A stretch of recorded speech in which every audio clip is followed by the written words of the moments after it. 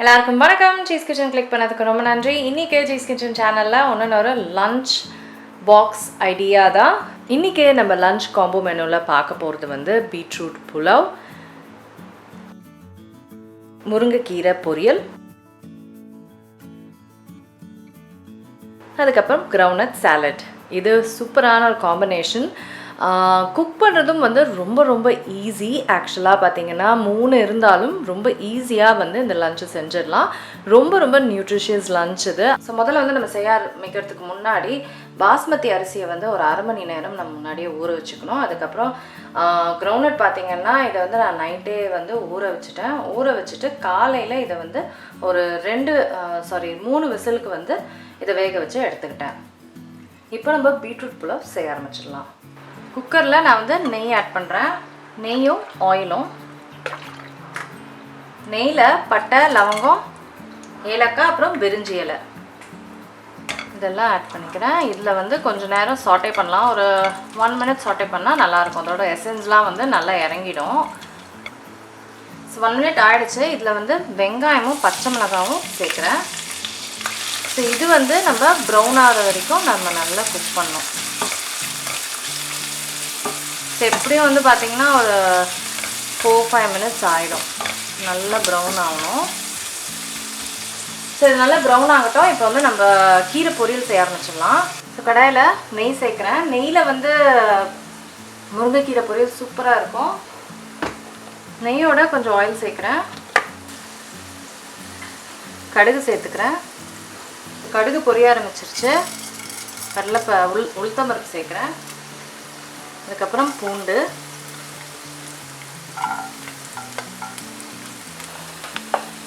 பூண்டு சேர்த்துட்டேன். அங்கே குக் ஆகிட்டுருக்கு. அந்த டைமில் இஞ்சி பூண்டு விழுது சேர்க்குறேன்.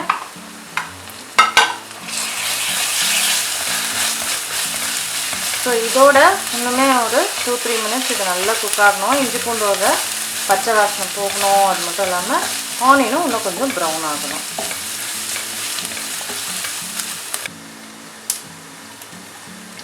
அப்படியே காஞ்ச மிளகாய் சேர்த்துக்கிறேன். ஸோ இது வந்து நல்லா சாட்டே பண்ணிக்கணும். ஒரு 1 மினிட் பண்ணால் போதும். 1 மினிட் ஆகிடுச்சு. இதில் வெங்காயம் சேர்க்குறேன். ஸோ வெங்காயம் வந்து நல்லா குக் ஆகணும்.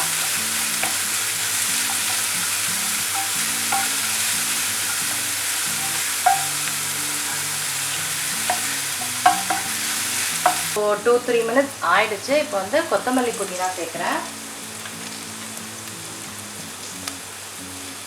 அதுக்கப்புறம் தக்காளி, அப்புறம் உப்பு. நல்லா மிக்ஸ் பண்ணிக்கணும். தக்காளி வந்து நம்ம நல்லா குக்காக விடணும். தக்காளி குக் ஆகிறதுக்குள்ளே அடி பிடிச்சிரும். அதனால் நான் கொஞ்சம் தண்ணி ஆட் பண்ணிட்டேன்.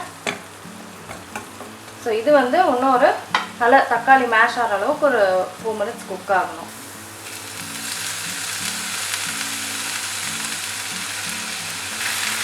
கொஞ்சம் தண்ணி சேர்த்துக்கணும். நல்லா மிக்ஸ் பண்ணிவிட்டு இதை க்ளோஸ் பண்ணி நம்ம ஒரு 10 நிமிஷம் இதை நல்லா குக் பண்ண விட்டுருந்தோங்க.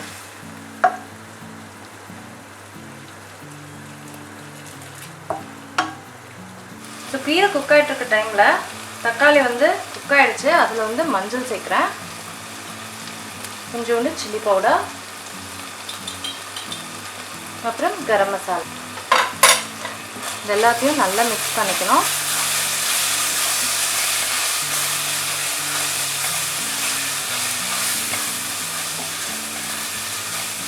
ஸோ இப்போ இந்த மசாலாலாம் நல்லா குக் ஆகணும்.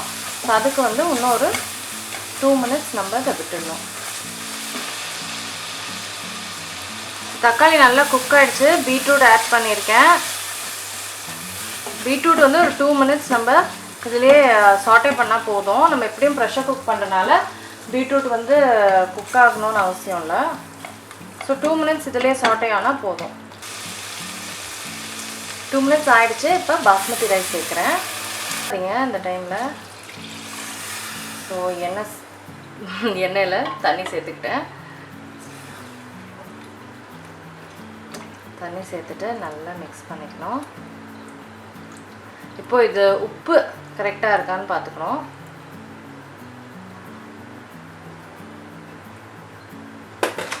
உப்பு கம்மியாக இருக்குது. ஸோ உப்பு சேர்க்குறேன்.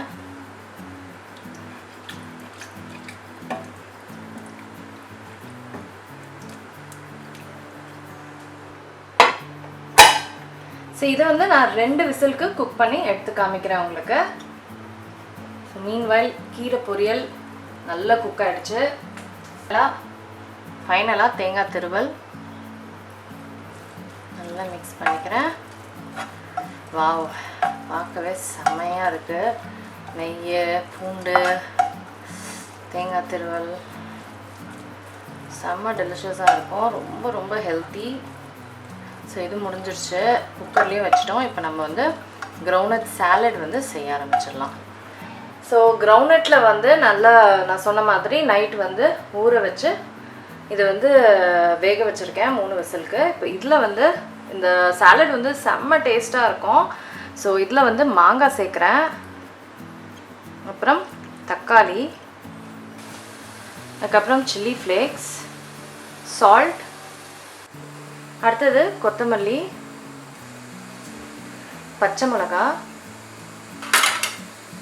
இதை வந்து நான் மிக்ஸ் பண்ணிக்க போகிறேன். ஆக்சுவலாக இதில் சில்லி பவுடர் சேர்க்கலாம், பட் பச்சை மிளகா சில்லி ஃப்ளேக்ஸ்லாம் இருக்கிறதுனால நான் சேர்க்கல. பட் உங்களுக்கு வேணும்னா நீங்கள் சில்லி பவுடர் சேர்த்துக்கலாம்.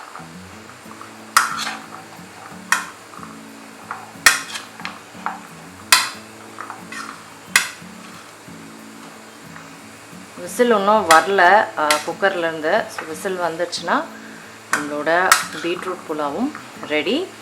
ஸோ லன்ச் பேக் பண்ண ஆரம்பிச்சிடலாம். பீட்ரூட் புலாவ் ஆயிடுச்சு. சூப்பராக வந்திருக்கு. நல்ல வேற வேறையாக அமேசிங்காக இருக்குது. ஸோ நான் சொன்ன மாதிரி லன்ச் பாக்ஸ் வந்து நம்ம அடுக்க ஆரம்பிச்சிடலாம்.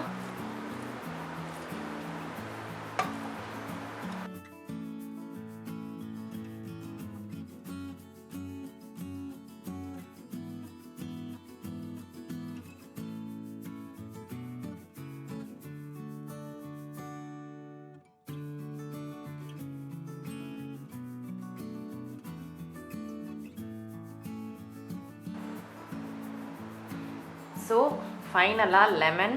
ஆக்சுவலாக வந்து இந்த சாலடில் லெமன் சேர்த்து சாப்பிட்டா சூப்பராக இருக்கும். பட் முன்னாடியே நான் ஆட் பண்ணிட்டேன்னா அப்படியே தண்ணி விட்டுரும்.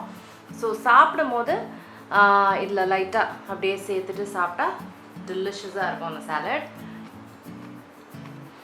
ஸோ அவ்வளோதாங்க, இந்த லன்ச் ரெசிபி முடிஞ்சிருச்சு.